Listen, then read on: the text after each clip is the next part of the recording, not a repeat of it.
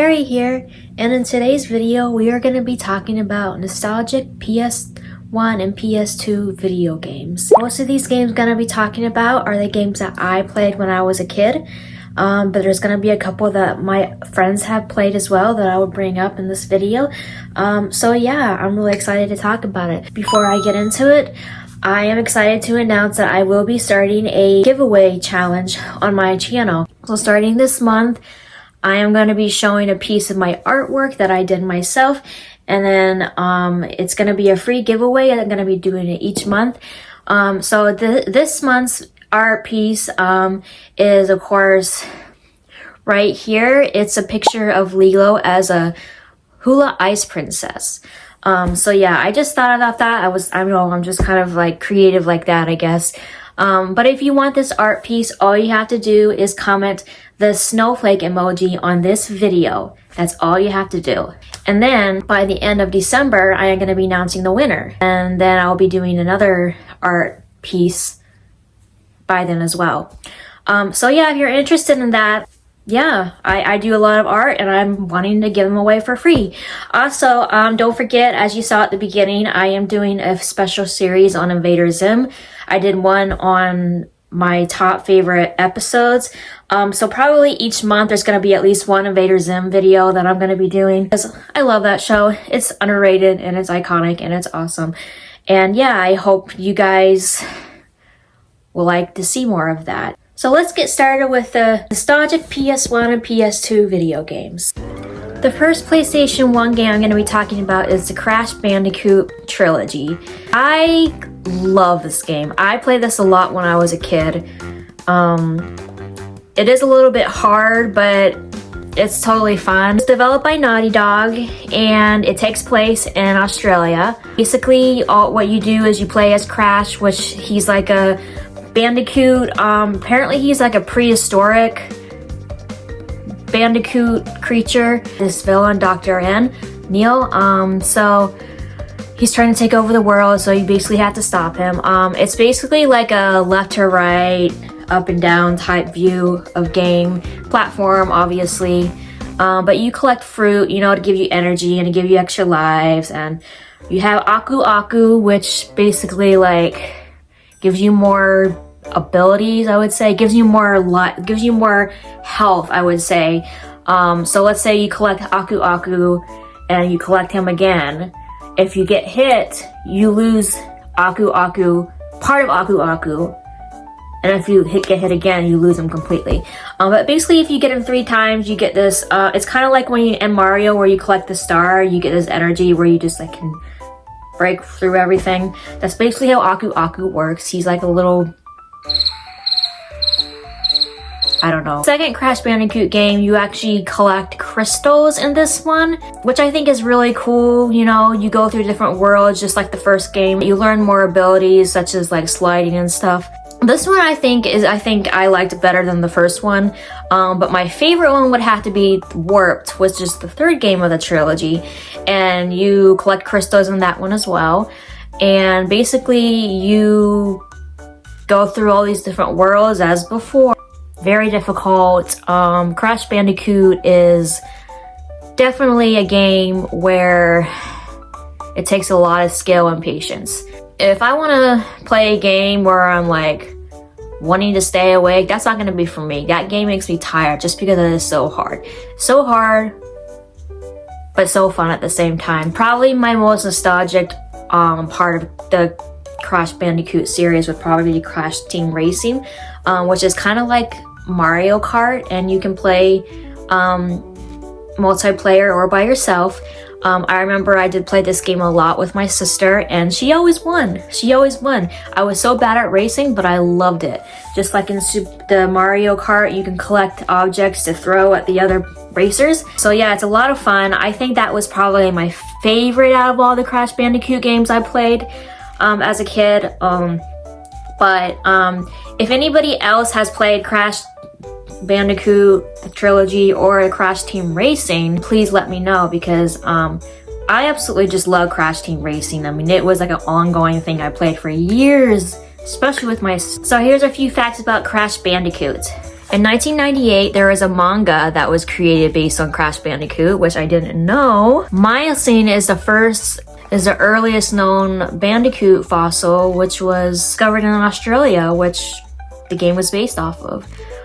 So I thought it was really interesting that Crash Bandicoot wasn't just a mutant, but he was actually based off a prehistoric creature. Next, we're going to be talking about Jak and Daxter. Now, I've never played this game before, but I have friends who played it, and but I did dig up some information on this game. Let's see, Daxter, it's basically a live-action game franchise. It was also created by Naughty Dog, just as Crash Bandicoot, and you do a lot of puzzles and racing and stuff like that, which sounds pretty interesting. I never really played this game before, but it sounds fun. It's something I could try. If any of you guys have played this game, let me know and let me know what you think of it. There's also a lot of secrets and mysteries you have to discover, which is also very interesting. And you explore different areas in the open world and perform several attacks. Kind of like Crash Bandicoot, maybe a little bit more open than Crash Bandicoot, I would say. So some fun facts about Jak and Daxter is that they appear in background camos and Ratchet and Clank gems. Kimona. This game sold over 15 million games worldwide as of April 2017. That's insane. Must be a very popular game. The next PS1 game we're going to be talking about is Frogger. Now, I did a whole video on Frogger, so I'm not going to get too into it. The game, you play as a frog and you have to cross the street, collect the frogs. It's a time limit and it is really hard. I remember playing this game a lot as a kid. I hated the time limit.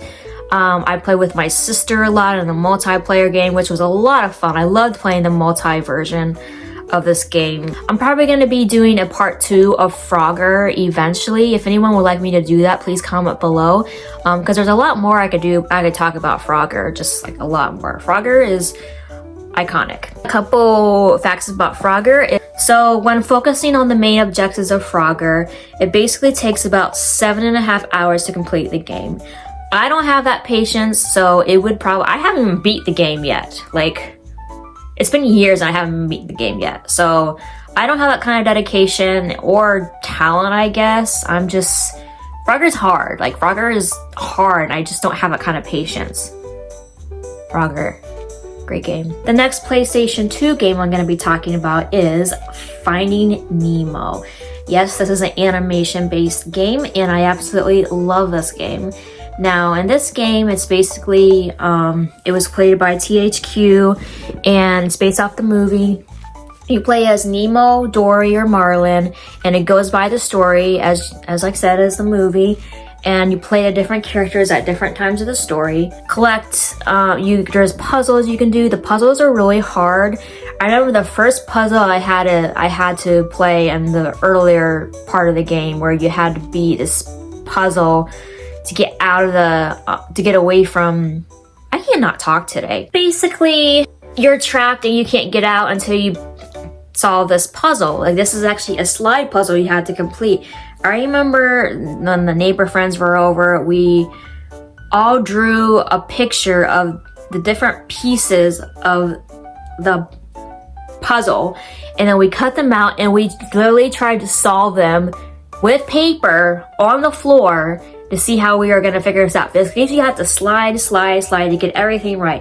As we were doing it, finally my sister beat it, and whew, I remember how difficult that puzzle was. Apparently, the more we played, the more we realized it wasn't as hard as we thought it was. There's just a certain method like you have to do. You just gotta really know what goes where. There's also other puzzles in the game as well, but not as hard as that one.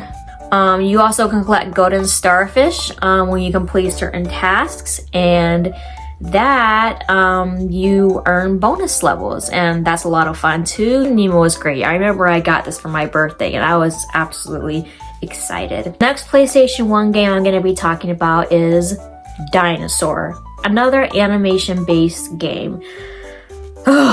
This game, I have never beat this game. It was very hard. Don't know if it's the best game, but I remember playing it a lot when I was a kid. So basically, it was published by Ubisoft, and It was basically like a third person, like from up above, like a third bird's eye view almost, where you can see like from top. I don't know if I'm making any sense. But basically it's based off the movie, except you play as either Aladar, Zinni the lemur, or Flea the pteranodon. Which she's the one that saves the egg at the beginning of the movie, but she actually becomes a major role in the game, which is pretty cool. I like that concept, you know. I wish they could have made her more of a role in the movie, but oh well. You have to work together with these 3 characters. So basically, you go back and forth. You can switch between the different characters to do different tasks to complete the game, the levels. Remember that you had to defeat a lot of the enemies, like different other dinosaurs, to actually complete the levels, which is really difficult. I remember Zinni was like really fun. He was really funny too. You can make him go up and down, and I remember I would make him go up and down. He would go yoo-hoo, yoo-hoo, yoo-hoo to get the enemy's attention, and they would come at you, and then you can go after them, like fight them. There's also a PS2 version of this game, and it's very similar. It's just more clear, as I would say. I never played the PS2 version, but I did see clips of it, and it basically is mostly the same concept. So Dinosaur was given 2.5 out of 5 scores for graphics and sound, and 2 out of 5 for control. So, and 3 out of 5 for fun. So this game didn't do very well just because of the quality of the game. It wasn't very easy to control. The graphics weren't very well, and I would agree. It's not the best game that I played as a kid, but I still remember playing it a lot, especially because I loved Dinosaur. I mean, I remember when it first came out, when I turned 10. I loved Dinosaur, and I still do, and having a game for it was really cool. So yeah, if anyone has ever played Dinosaur, let me know, and let me know what you think of this game. And the next PlayStation 2 game I'm going to be talking about is yet another animation-based game, Shark Tale. Another game that wasn't the best game, but was still a lot of fun. I remember playing it a lot. It's based off the movie Shark Tale, and you had to play as Oscar because he's the main character. And basically it kind of goes by the story, but there's still some bits and pieces that they do differently than the original movie. Basically you explore, you fight fish, you do dancing, and you do racing, stuff like that. It's a good concept, but I remember it was a little bit hard exploring, especially when you were like in the sewers. It was hard to figure out how to get out of the sewers. Because I remember there was a map that showed you where to go, but when you were in the sewers, it was blocked off and it would not tell you where to go. So it was very difficult. A lot of things you had to avoid, like bad fish and stuff, eels, stuff like that. I do think that the games where you actually fight, like the boss fights where you fight the sharks, are actually not that hard. It's actually more hard to explore than it is to fight. Which I thought was very interesting. But one thing about this game is that it does not have the original cast of the movie, which is a huge disappointment. But I still love playing this game because I love Shark Tale. Yes, guys, I love Shark Tale. I know a lot of people think Shark Tale is just, I actually like Shark Tale. So if anyone likes Shark Tale, let me know. If you don't, that's okay. The next PlayStation 1 game I'm going to be talking about is Pac-Man World. Pac-Man is another game that I have actually never played, but my friends have played. And basically you had to complete 6 worlds by collecting keys, and you have to save the family members and reach the end of each quest. Mazes, classic mode where you play as the original Pac-Man, which is pretty neat. Some fun facts about Pac-Man World is that the game was made to celebrate the anniversary of the original Pac-Man, which is pretty neat. I never really played Pac-Man a lot. I feel like I may have played some Pac-Man, maybe a Nintendo, Super Nintendo version. I'm not really sure, but it was very faint. I don't think I played it that much. Yeah, Pac-Man's iconic, and let me know if you played Pac-Man. PlayStation 2 game I'm going to be talking about is another animated based game, which is Rocket Power Beach Bandits. It's based on the series and it's made by THQ. And I do remember how cool this game was. This is another game that I played a lot with my sister. There's a story mode where you can choose between any of the 4 characters, Reggie, Otto, Sam, or Twister. You can choose your vehicle or you can walk. There's different tasks where you can you can do stunts to earn secrets on the mystery. Basically, the story of this game is that there's something going on with the beach. The sand is going missing and the kids have to figure out what's going on and who's stealing the sand. One thing about this game that is crazy is that there's lots of robots you have to fight. The villain creates the robots and you have to fight robots, which I pretty like. Fighting robots is really fun, but robots can be a pain sometimes. If you guys play games that involve fighting robots, fun about this game is that if you complete this trivia at the main menu of the game, answer the questions about the show, you can actually open up all the levels to the game, which is pretty cool, but for me, I like to open things up. I feel like that's more like a cheat, if you want to instead of beating through certain parts of the game and opening the levels, they're already open. Basically, I'm talking about the boss fights and the races and stuff like that. Also, you can open up some free episodes to watch if you answer all the questions correctly in trivia. There's also a multiplayer mode where you can play with another person. You can do stunts to win points, and there's also races you can do as well, which is a lot of fun. I do know there's a skateboard challenge, there's a skating, roller skates, and there is even a hoverboard, which is pretty cool. The last PlayStation 1 game I'm going to be talking about is Spyro the Dragon. Spyro the Dragon is my all-time favorite game. It basically first came out in 1998. I remember getting the game for my birthday when I turned 9. And basically you have to play as Spyro the little dragon and collect the dragons that got frozen by Nasty Nork. He's the villain. And you have to rescue all the dragons and collect treasure that got stolen. Now in the second game, there's Spyro Ripto's Rage, where Ripto tries to take over the world of Avalar, and you have to stop him from doing so. This one has a little bit more quests you can do. You have to collect all the talismans for each level in each world. And then you also collect orbs where you do bonus, you do certain quests and stuff, and then you earn orbs which can open up to other doors and stuff like that. And Year of the Dragon, which is the third game, a little bit different. Almost the same concept as the second one, but instead of collecting talismans, you actually rescue dragon eggs that are being taken by the evil queen. Basically, you play as different characters in this game. You play as Spyro, obviously, but you also have other characters to unlock that you can play in certain bonus levels, I would say. I'm not a big fan of Year of the Dragon, but I think Ripto's Rage is probably my favorite. I always play this game, start playing this game, I'll get halfway through it, and then I'll want to restart it because I just don't want it to end. So yeah, I really love Ripto's Rage. If any of you guys have played Spyro, let me know, and let me know which one is your favorite.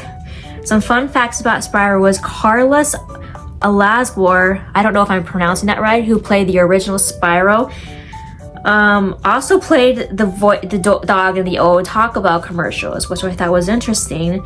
And he also did Rocco from Rocco's Modern Life, which I might have known, but I probably forgot. Spyro was supposed to be green.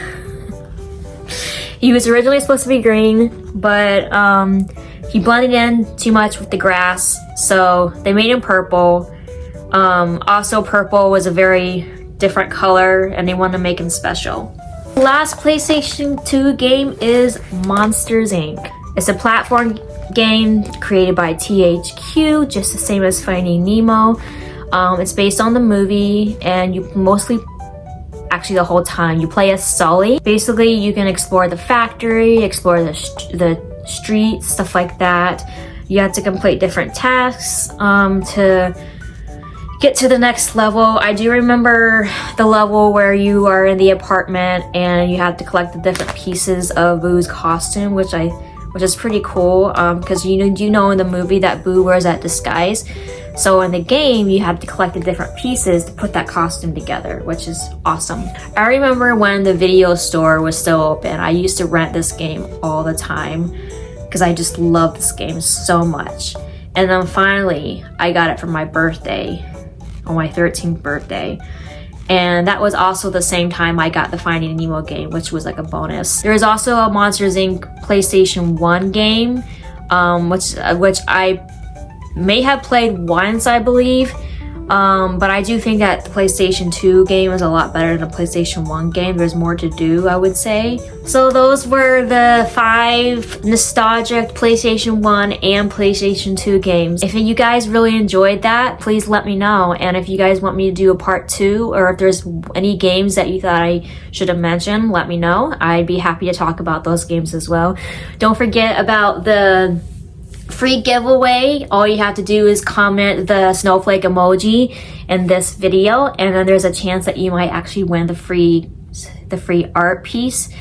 Anyways, I guys hope you have a wonderful day, and I'll talk to you next time. Bye.